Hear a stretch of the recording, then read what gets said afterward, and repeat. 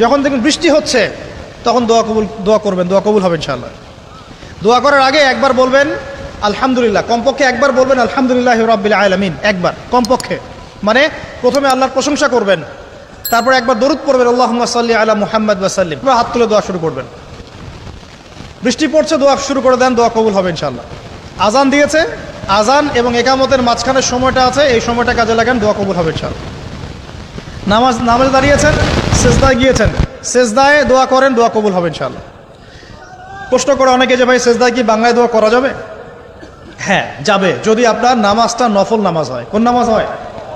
ফরজ নামাজে করবেন না, নফল নামাজে করতে পারেন ইনশাআল্লাহ। সেজদায় বান্দা আল্লাহর সবচেয়ে কাছাকাছি থাকে, এই সময়ে বেশি বেশি দোয়া করতে রাসূল সাল্লাল্লাহু আলাইহি ওয়াসাল্লাম তাগিদ দিয়েছেন। দোয়া করলে ডাইরেক্ট কবুল হবে ইনশাআল্লাহ। পিতা মাতার খেদমত করে দোয়া করেন, দোয়া কবুল হবে ইনশাআল্লাহ। এখন তো পিতা মাতার খেদমত মানুষ করতে চায় না। এটা সেই যুগ যে যুগে পিতা মাতার সাথে দাস দাসীর মতো আচরণ করা হয়। সন্তানরা ভুলে গেছো তোমরা যে তোমরা একদিন পিতামাতা হবা। আমরাও কিন্তু একদিন পিতামাতা হব।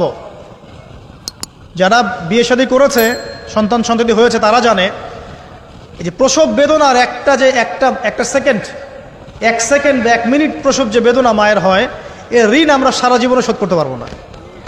পারবেন?